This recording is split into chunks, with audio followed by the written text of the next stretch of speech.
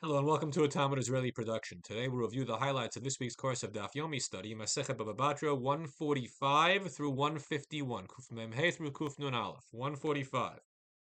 The Gemara here is talking about the people of scholarship whose services are needed by the community.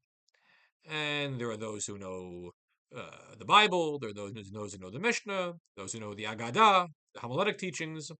And the Gemara then says, "Hakol tzrichin lamarachitaya." Everybody needs the guy who sells wheat, because that's the basic foodstuff to make bread.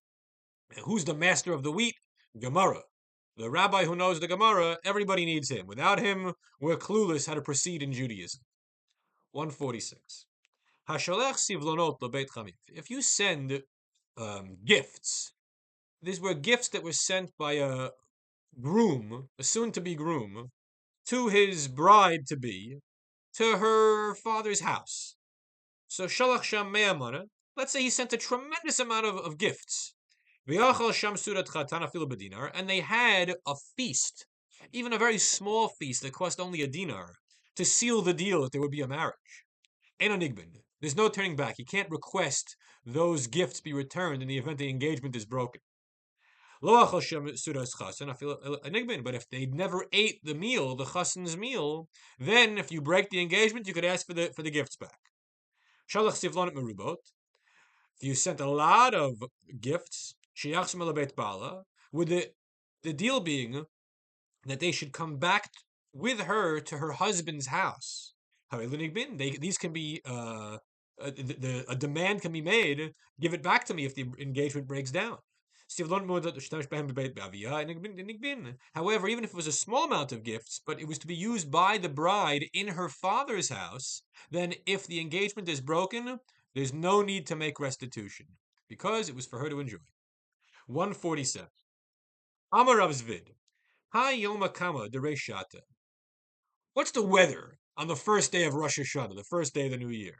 Ichamim, Hulashata Chamima. If it's warm, it's going to be a warm year. Ikarir, if it's cold, Kulashata Karira.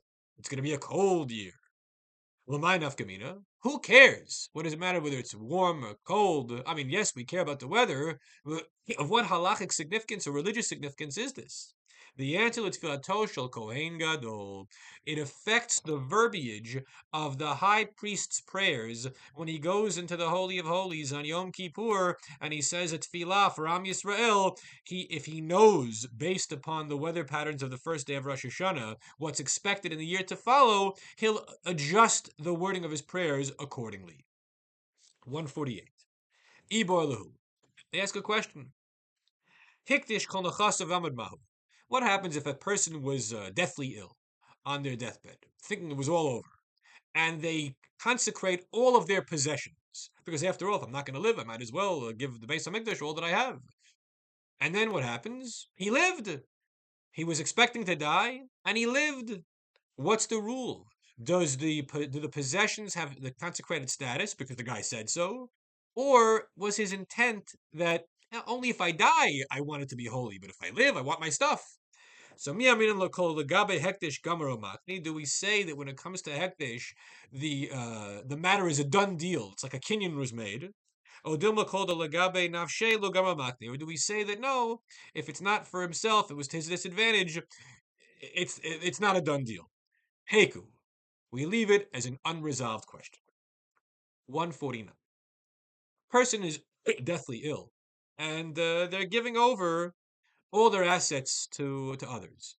Shiar karka kolshu, if he left behind even a little bit of real estate for himself that he didn't give away, matanato kayemet, then even if he lives and recovers from illness, the gift still stands. That the gift would have been rescinded if he gave everything away, because that would have shown that he thought he was going to die, and now that he didn't die, he wants to keep his stuff. But if he kept a little bit for himself, then even if he recovers, the gifts are a done deal. The recipients get to keep them because it shows that he didn't really think he was going to die. And these gifts were out and out gifts. Now, the question is, how much does he have to retain for himself for it to be considered that he kept something? So Amrav, Karka called a Parnaso. So Rav says it has to be an amount of land that could feed him. Enough for a Parnasa for this individual. Rav Yirmiyah bar Abba says, "Metalting de parnasa." So even if it wasn't land, even if it was movable items, um, property, non-real estate property that was worth money that he could sell and then feed himself.